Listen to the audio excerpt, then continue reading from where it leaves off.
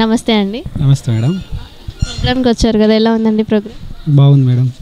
అందరు చిన్నపిల్లలు చేస్తుంటే బాగా ఆనందంగా అనిపించింది. ఇంకా మా ఏజ్ వాళ్ళు కూడా చేశారు కదా, అంతా బాగుంది.